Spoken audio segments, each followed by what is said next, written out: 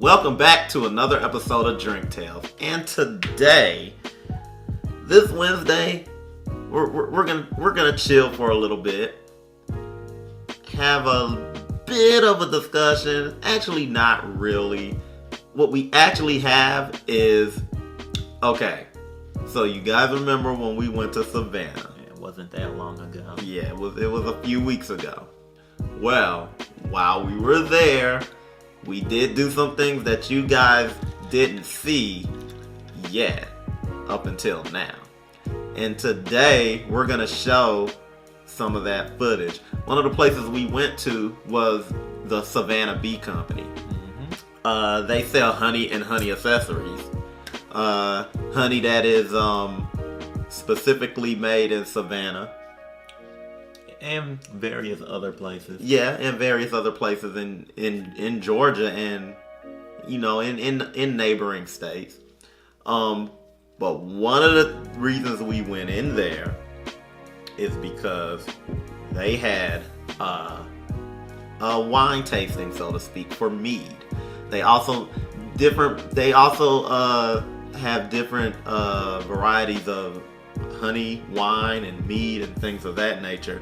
And we got to do a tasting while we were there. So you're gonna see the footage from that, and then when we come back, I guess we can have us a little talk. And I will preface this by saying that the tasting was COVID friendly. They would not let anyone in without masks, and they had a limit to the amount of people they will let into the store. Right. As a matter of fact, we had to wait because only one person came out and we both wanted to go in at the same time. So we had to wait a few minutes before we could go in because of the limit amount of people that they will allow in the store. So if that is a concern, and everybody was masked up. So if that is a concern for you guys when vacationing, and you specifically want to do events like that, you can trust in the fact that the Savannah Bee Company is making sure that you guys stay safe in these COVID times. Right. So let's go ahead and run that footage. Okay, let me get you guys some menus. Have you guys had Mead before? Yes. Okay, perfect. So as you know, it's made by fermenting fruit with water and yeast. We do the same thing but with honey. So honey is always going to be the alcohol base. To start out with, we're going to start with Monk's Meadery. This is going to be right here. They are from Athens, Georgia. This mead is going to be a very traditional tasting mead. So it's going to be like the ground frame for alright, this is kind of what to expect while tasting. It is going to be carbonated, so it's going to start with start as if you're drinking a champagne, and then finish off like you're drinking like a gold ale, like an ale beer or something like that. Okay. This is made with our wildflower honey, so you are gonna get some wildflower, taste in there, very sweet. Hi, how you doing? Good, how you doing? I'm just kind of looking around, that's all. Yeah, no problem. If you want to do it, What you think? That's really good. Yeah, it is like a champagne. Yeah. And you can check out with first thing over. Okay. So That was really good. Yeah, that's Strong really start. one of my favorites. Yeah. There is going to be a trash can right underneath you guys over there. I really like it because it's not overly sweet. I'm more kind of like a bitter hop beer drinker, so I really like it for that. This next one is going to be Crafted Artisan Meadery. This is going to be pollination. This is one of my favorites. Like I said, I like kind of more hoppy beers and stuff. This is going to be infused with blackberry, and then it's going to have a hop at the end. So it's going to be a little tart, but I think that the hops kind of mellows it out a little bit. Okay. I believe this was also 6% ABV, so let me see here. Yep, 6%. So it's going to be a lot lighter to drink as well. Okay.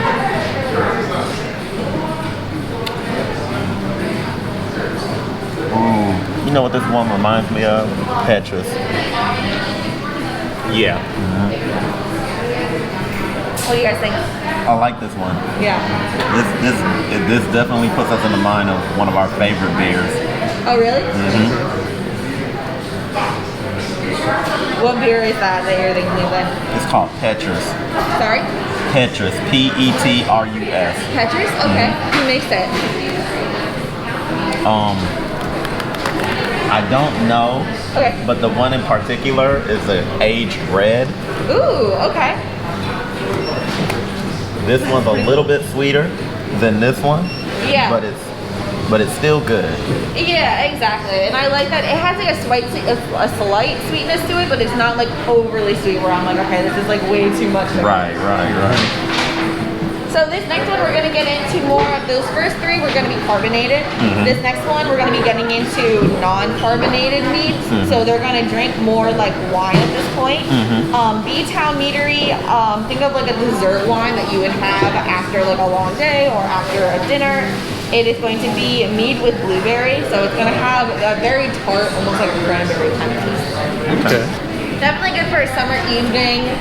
If you guys are just kind of like, you know, sitting out or kind of like, you know, needing a refresher for after a long day. How you doing? Okay over here? Yeah, I'm just reading for now. Okay, cool. Let me know if you have any questions. Yeah. Definitely heavy on the berry taste. Oh yeah, heavy on the berry taste. B-Town Meadery, they do a lot of fruit kind of meads, and they go crazy with the berry and like tart more flavors. Yeah, this is good with like a cobbler and ice cream. Yeah. And definitely more of like a sipper. Like you're not just gonna like pound this back as easily. It's like you're gonna put it in like a little saison glass and like sip it a little bit. Be a little fancy with it.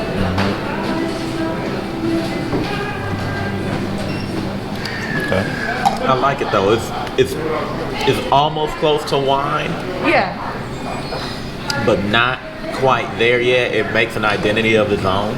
Yeah, exactly. I think that's like where the honey kind of comes in. It makes it a little bit, I want to say like thicker than Yeah, wine. yeah. There's a thickness, there's this thick honey taste to it, but like the dryness of a wine, but like the thickness of that honey kind of comes in. And you'll experience that a lot with this next one, the St. Ambrose Meadery. This is our Tupelo Blossom. This is gonna drink like a dry Chardonnay, but you're definitely gonna get that honey taste in it as well. Okay. The Tupelo honey, we give St. Ambrose our Tupelo honey, and they created this mead specifically for us. So this is our private label, and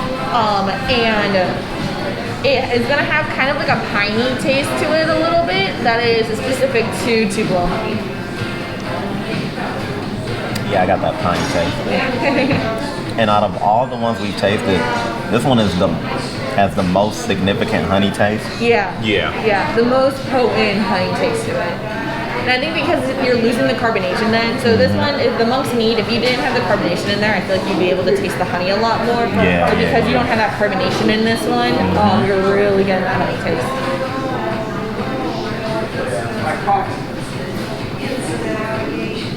I like this one too. Yeah, it's one of my favorites.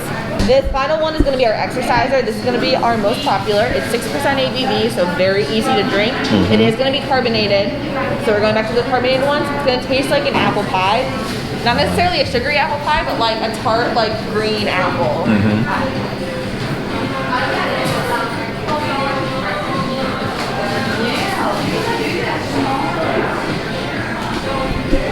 Here you guys go. Thank you. This is also from St. Ambrose, so these final two were from the St. Ambrose Meadery. Yeah, that's definitely an apple pie. Yeah, you're like, yep, it is right there.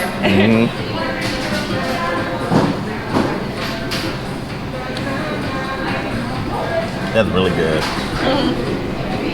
And it's so like interesting because it's so light in body, especially with it being only 6% ABV, so you can drink a lot more of it. This is gonna sound weird, Okay. but there's a bit of tartness there that I Yeah. really like. Yeah. Michigan Spy apples. Are those like green apples? There it is. That's the target. See, I don't think that's weird because that was my problem when I first tried it. I thought I was going to be turned off by it because I thought it was going to be too sweet. But it's more of, exactly, you get that green apple tartness. And It pulls back on the sugar Exactly. and what's the word I'm looking for? Like emphasize. It emphasizes the spices more. Yeah, exactly. They do. I'm actually very impressed with how they do that one, and they still keep it light. Like it's not a very heavy like the Mead with wild blueberry. How that was more like again like a sipper, like an after dinner sipper. This one definitely like I could pour like a glass of this and like enjoy it a little bit more. And so here's a question for you. This is all your collection. Do you guys switch out for new stuff like seasonally? We do. So and this is not all of our mead back there. I mean, we have up on the top shelf, we have a peach mead that St. Ambrose does, where instead of the process of infusing or fermenting honey, water, and yeast, they do that same thing, but they ferment honey with a peach tea. So it's almost gonna taste like a peach tea with alcohol in it. We have a coffee with mead that we have over there, which is a B-Town meadery where they infuse coffee with the mead. We have hibiscus ones over there. So we have a ton of other variety. These are just kind of showcasing. And we do change them out. It really just depends on what we have per half. We like pick the kegs of a lot of meads at the beginning of the week, so this is just our new selection that we have out there. Awesome. So, I mean, here's some of my favorites. how frequently do you guys switch out? Is it every season or? I would say about twice a month. Okay. And it's not like we're completely rearranging the menu. It's like if we run out of B-Town meadery mead with blueberry, we'll switch it out for another B-Town meadery one. So it's like if you come back in let's say 2 or 3 weeks, we might be out of like monk's mead and wild ginger and just have 2 to replace those, but the rest of them are all the same. Okay. Random question. Okay. So I see this setup here. Yes. Pre-COVID, was this like a bar setup? It never was a bar setup. We would definitely have, so if you go to a brewery and you get like the beer tastings that come in like a little wood plank and have like a glass like this, we did more like of a that flight style, like a polite style. However, post-COVID, we're doing like behind the bar. I'm giving you one of these little Perfectly understandable. Yeah, exactly. If you guys are interested in buying a bottle and walking around with it, you can buy a bottle. I can open it, give you guys 2 glasses, and you can walk around with it inside. I'd love to buy a bottle. I don't want it open though. That's fair, yeah, no. And also, we don't have to do that too. That's just like if people wanted to walk around right now, we have that option. But if you want to buy some bottles, all of our bottles are back there. If you like what we have right here, these are them. And then you can find everything back there. If you want them chilled, we also have our cooler where you can find the same product just cold. Let me know if you have any questions. Again, you're welcome to take these guys. And please browse our selection. So this is what we ended up actually buying after the tasting. A lot of the different meads and stuff were really good. And if we could have, we would have bought more. But we chose this one. It's St. Ambrose Draft Mead. XR Sizer. Oh, Exerciser. Exerciser. Cause the guy is on there boxing. And he's one of those old-timey pugilists. Yeah, pugilists. But this is apple, honey, maple syrup, and cinnamon. It was really good. Let's read what we got on the back. The undisputed champion, the heavyweight champ of the draft mead land, will knock you out with smooth sweetness. Crack open our apple pie in a bottle and taste yourself. Yes, it does taste like an apple pie. It was really good. And I believe I made several comments about that in the video. So, this was made out of Michigan, actually. Ambrose Cellars. And like I said, it was very good. Now I know what you're saying. Why aren't you drinking it today? Because we're gonna save it for something. We're gonna hold it in our back pocket, and we might use it on something down the line. It is a draft mead, so it's kind of a bit of a beer type or a sparkling wine type situation. So we're gonna figure out something to do with with this, so to speak. But you guys should check out Ambrose Cellars. We'll put their information down in the comments and stuff below, down in the information tabs below. And also the Savannah Bee Company, if you're ever in Savannah, check them out, because they're, and I believe it's mentioned in the video, their meads and their honey wines and stuff like that are seasonal. They're seasonal, but they actually switch them out like every couple of weeks, if I remember correctly. Yes. So they always have something different. And their honey is delicious too. We bought some honey while we were in there that we plan on using for something down the line. Mm-hmm. We'll see if we premiere it on this video or not. You might see it in other ways. Maybe not in a video, but you might see what we're doing with that honey in other ways. But their honey's delicious. We even tasted some samples that we didn't get on video because we weren't trying to film that in particular. But yeah, check those guys out. Check out Savannah Bee Company. We'll put all the information below in their Instagrams and stuff like that. But that'll do it for this episode of Drink Tales. Be sure to like and subscribe. Hit that bell so that you're notified of all content that's coming to the channel. Also, check us out on Instagram and check us out on Twitter. And what have we been saying? If there's a liquor, spirit, wine, beer, hell, mead, a snack, some type of dessert, you feel it gets underappreciated, or very few people know about it, or we may not have as wide of an access to it as you do, hit us up in our DMs. Let us know. Maybe we can make an arrangement to where you send it to us or you help us look for it.